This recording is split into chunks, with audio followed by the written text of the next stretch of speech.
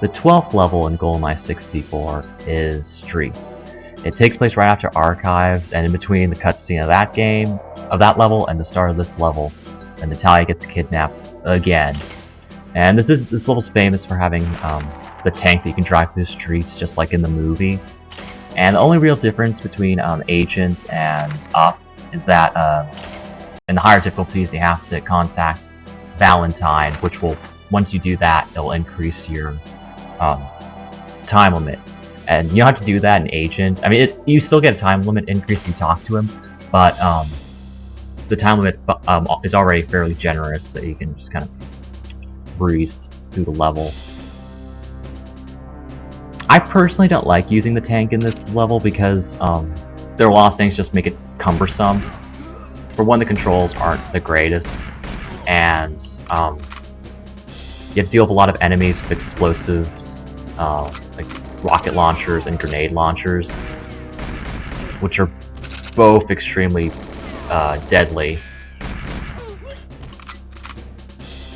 And then you have to worry about the explosions caused by cars, as well as landmines that appear in the level.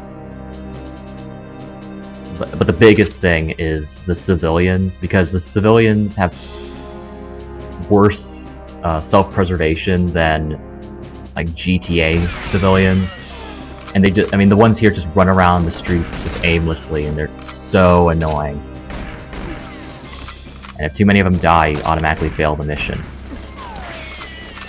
Funny it says, that is the thing, it's if too many die, not if just one dies. So you can kill some, give you that kind of creepy leeway, but yeah. Look, guy in the window. So Valentine's here. It's in this little room. It's waiting for him to do his spiel.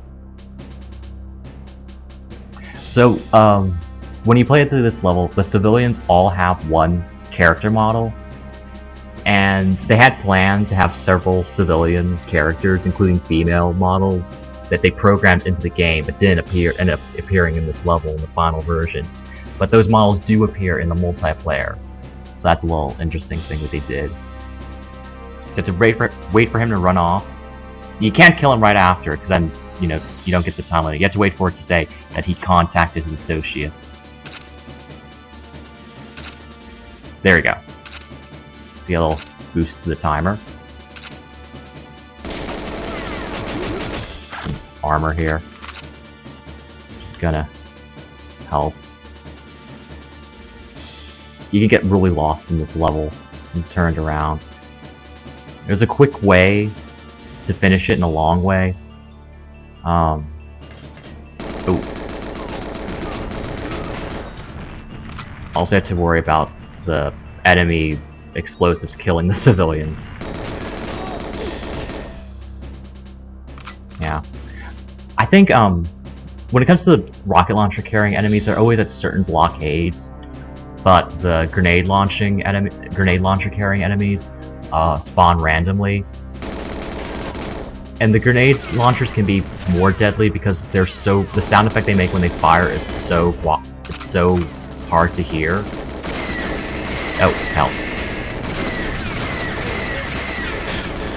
Ooh, fast.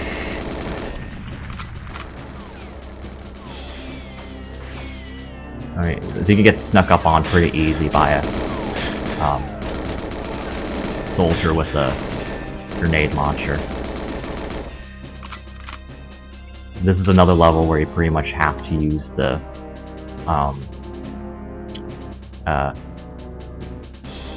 KF-7 Soviet rifle. Though it's the last level in the game where you have to use it. So it appears in depot, but you don't have ammo for it. You just pick it up. So this is one of the checkpoints I always notice. Those two gray cars. And once you pass there, you're going the right way. At least that's how, through my experience. On the left. Also, notice the gray jeeps. If you follow the gray jeeps, that's another way to get to the ending faster. Yeah. Not gray jeeps, you're green jeeps, huh? Oh. Oh, there's some armor over there. I didn't know that. Oh, snap! Snap, snap, snap. Grenade launcher. Carrier. Or thrower. Here we go! That's the ending, once you get to the green jeeps up ahead here. And that's the entrance to the depot. Gosh, in the movie it's so ridiculous that, like, he's in the tank, but he never gets chased by another tank, even though there are clearly several tanks in the yard that he gets his from. And I mean, it's so dumb, it's so silly. And then he somehow gets to where they're going before the train leaves. And yeah, so we'll get to that, a bit more of that when we get to Depot. So join me next time, because this one's a fun one. Well, they're all fun ones, so yeah.